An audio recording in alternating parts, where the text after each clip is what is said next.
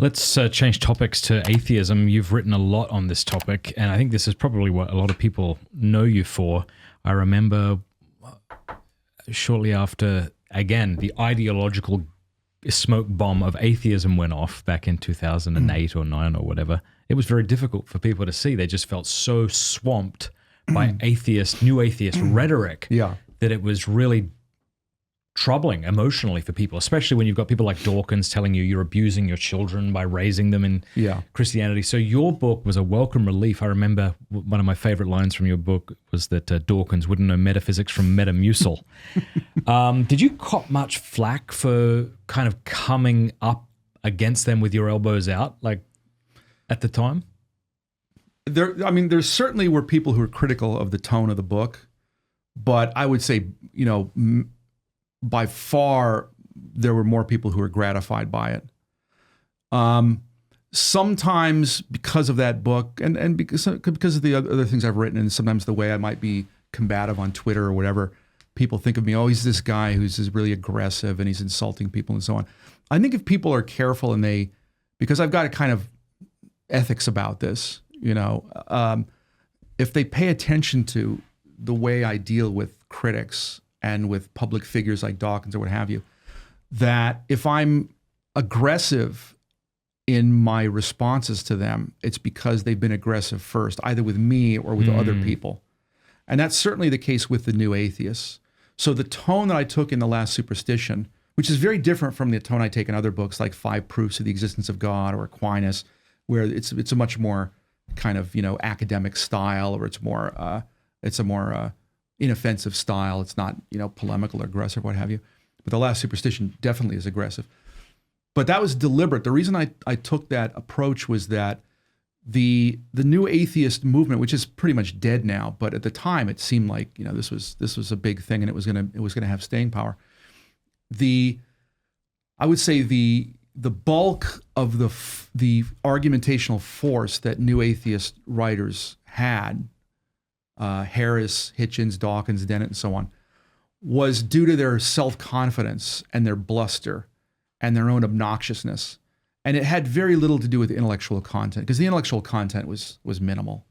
As I think I demonstrate in that book and elsewhere, the arguments they're really bad, they're ill-informed, they're sophomoric, and it doesn't take a lot of work to shoot down the arguments.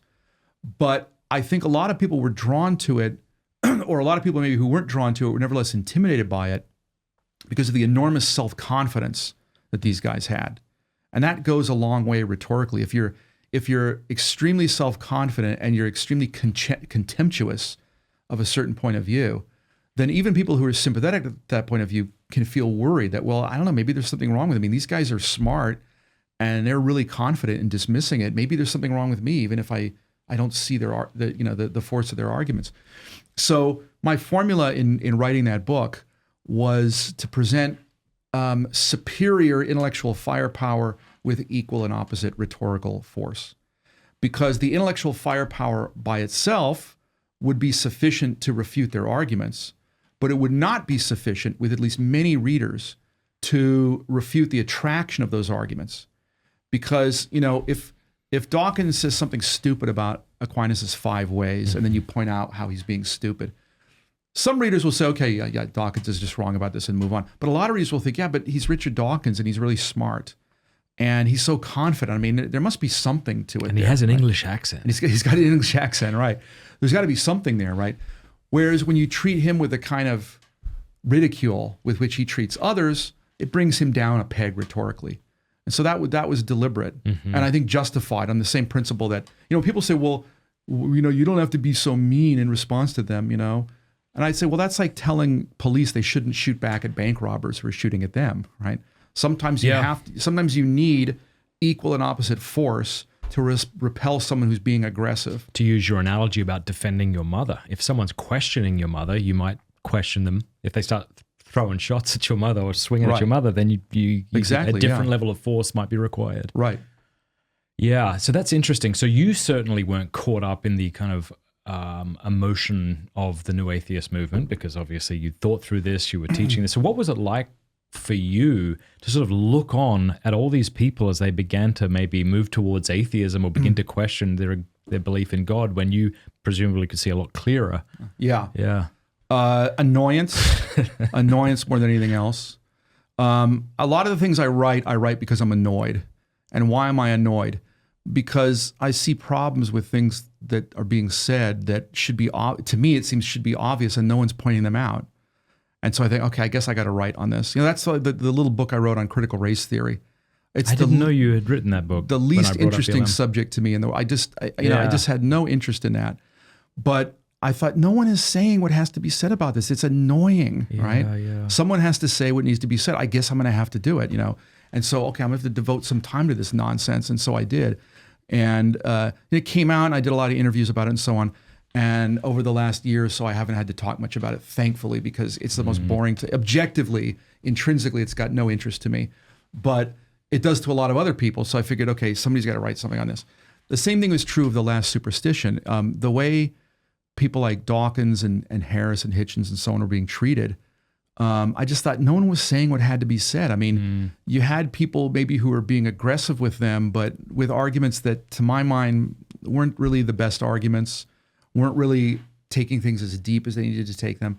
You had other people who maybe were saying things closer to what I thought needed to be said, but in too irenic a spirit, you know, maybe treating them as, you know, if you treat a bully as if he were just a guy down the bar from you at the pub and you're having a conversation and you treat him in a friendly way and he's still obnoxious to you and you try to be friendly with him and he's still, he doubles down on his obnoxiousness. Okay, you got to stop, you know, playing nice with him. You got to take the kid gloves off. So to me, no one was doing what needed to be done. You needed again, as I say, the superior intellectual firepower, which to my mind means the classical tradition in philosophy and theology.